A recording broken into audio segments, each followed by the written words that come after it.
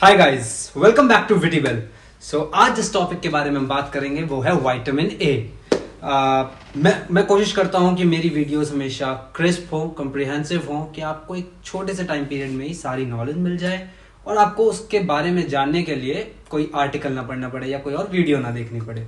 तो आज भी मेरी कोशिश यही रहेगी कि आपको इसी वीडियो के अंदर विटामिन ए के बारे में सब पता चल जाए। तो बात करते हैं विटामिन ए की। Vitamin A fat soluble vitamin है। तो दो टाइप के विटामिन होते हैं, fat soluble vitamin, water soluble vitamin.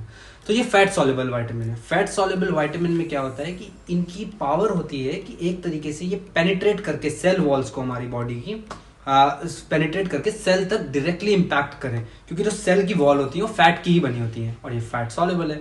तो ये सेल तक डायरेक्टली इंपैक्ट कर सकता है और इसमें इतनी पावर होती है कि वो एक तरीके से आपके सेल का डीएनए तक चेंज कर सकता है। तो डीएनए ऑल्टरेशन तक की पावर होती है इस विटामिन में, इसीलिए बहुत इंपॉर्टेंट बनता है। यही रीजन है कि ये बहुत इंपॉर्टेंट विटामिन है। अब विटामिन ए मेजरली इसकी डेफिशिएंसी से क्या होता है, तो आपको कभी अगर आपको सिर पे आपको लगता है कि आपका स्कैल्प जैसे इची हो रहा है और वो झड़ रहा है, तो फ्लेकीनेस आ रही है कि कुछ स्किन झड़ रही है या कि स्किन में ऐसा हो रहा है, तो ये विटामिन ए की डेफिशिएंसी से हो सकता है। साथ ही साथ ड्राई आइज, आपकी आइज में ढंग से टीयर्स नहीं आते यानी पानी नहीं आता, और वो ड्राइनेस है वो विटामिन ए की कमी से होता है। कभी रात को गाड़ी चलाते हुए या स्कूटर चलाते हुए आपको रात में सही से ट्रैफिक नहीं दिखता, आप गाड़ी ढंग से नहीं चला पाते, तो वो नाइट ब्लाइंडनेस कहलाती है और वो विटामिन ए की डेफिशिएंसी से कमी से वो भी होता है। और इसके साथ साथ ये इन्फेक्शंस भी कॉज कर सकता है, जैसे ear infection, lung infection, sinusitis, ये भी विटामिन ए की कमी से ही होता है। और एक्नेस, इसमें सिस्टिक एक्नेस और आपकी बैक पे एक्ने, ये विटामिन ए की कमी से होते हैं। तो इसी से आपको पता चल गया होगा कितना इंपॉर्टेंट विटामिन है ये, कि इसकी डेफिशिएंसी, इसकी कमी नहीं होनी चाहिए हमारी बॉडी में। सो डेफिशिएंसी और उसके सिम्टम के बारे में बात करने के बाद हम बात करेंगे सोर्सेज के बारे में। क्या विटामिन ए कहाँ से ले सकते हैं, किन खानों से आप विटामिन ए को ड्राइव कर सकते हैं। तो इससे पहले मैं आपको एक बात और बता दूं, विटामिन ए दो फॉर्म में होते हैं, प्री फॉर्म और एक्टिव फॉर्म।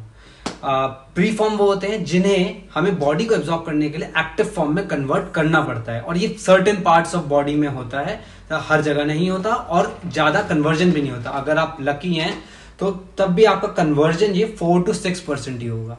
तो ऐसे ही अगर मैं आपको बताऊं प्री फॉर्म में किस किस खाने में विटामिन ए होता है। प्री फॉर्म में आपके वेजिटेरियंस में ऐसे नॉर्मली पालक, गाजर, कैरेट, स्वीट पोटैटो, शकरकंदी और सारे हरे वेजिटेबल्स में विटामिन ए होता है प्री फॉर्म में, जिसे एक्टिव फॉर्म में यानी रेटिनॉल में कन्वर्ट होना पड़ता है, और जो मैंने आपको बताया 4 से 6% ही हो पाता है। और एक्टिव फॉर्म में, रेटिनॉल के फॉर्म में, इसमें आपके सोर्सेज है कि कहाँ कहाँ से मिल सकता है। कॉड लिवर ऑयल, लिवर, अंडे, बटर, चीज, इन सब में होता है एक्टिव फॉर्म में। तो ये जैसा कि आप समझ ही गए होंगे कि जैसे प्री फॉर्म में मैंने आपको कहा कि 4 से 6% ही एक्टिव फॉर्म में कन्वर्ट हो पाता है। तो अगर मैं कुछ बेसिक एग्जांपल लूं, अगर आप आधा कप पालक खाते हैं, आधा कप पालक में अराउंड 500 माइक्रोग्राम तक विटामिन ए हो सकता है, पर जैसा मैंने आपको बताया एवरेज तो 4 से 6% यानी 5% के करीब ही एब्जॉर्ब हो पाता है, कि जो एक्टिव फॉर्म में कन्वर्ट होकर आपकी बॉडी एब्जॉर्ब कर पाएगी। तो आपको 500 माइक्रोग्राम नहीं मिलेगा विटामिन ए, आपको सिर्फ 25 माइक्रोग्राम मिलेगा। और एक एडल्ट मेल का दिन का रिक्वायरमेंट 900 माइक्रोग्राम है, और यहीं एक एडल्ट फीमेल का 700 माइक्रोग्राम है, जो डेली में हमें विटामिन ए चाहिए होता है। तो वही बेस्ट है कि आप एक्टिव फॉर्म यानी जो मैंने रेटिनॉल का आपको ये लिस्ट बताई, इनमें से आप कोई सोर्स जरूर कंज्यूम करें, और डेली ध्यान रखें कि आप विटामिन ए, अगर एक मेल है तो 900 माइक्रोग्राम तक हो रहा है आपका, और फीमेल है तो 700 माइक्रोग्राम तक हो रहा है।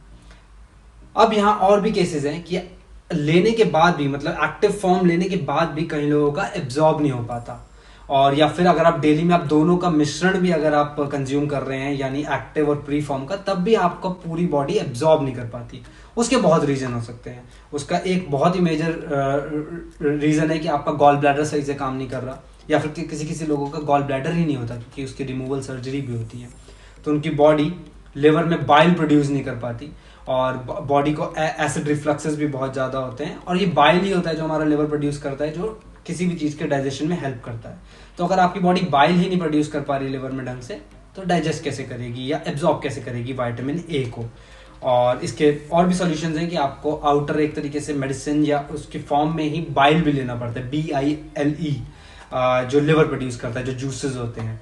तो उसका वही सॉल्यूशन है कि आपको बाइल लेना पड़ता है और उसके बाद ही आपका विटामिन ए जो भी आप सोर्सेज से ले रहे हैं वो एब्जॉर्ब हो ढंग से।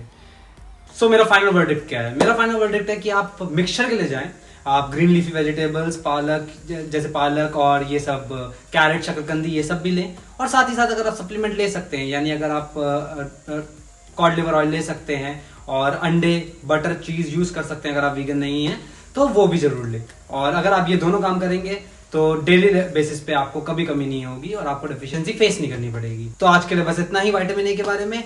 और अगर आपको मेरा कंटेंट पसंद आ रहा है तो please subscribe to my channel. मेरा हमेशा टारगेट यही रहेगा कि मैं शॉर्ट वीडियो में आपको सारी इन्फॉर्मेशन दे पाऊं और इसी विटामिन सीरीज को भी कंटिन्यू करूं और ज्यादा माइक्रो और मैक्रोन्यूट्रिएंट्स के बारे में आपको बता पाऊं। और thank you and see you next time.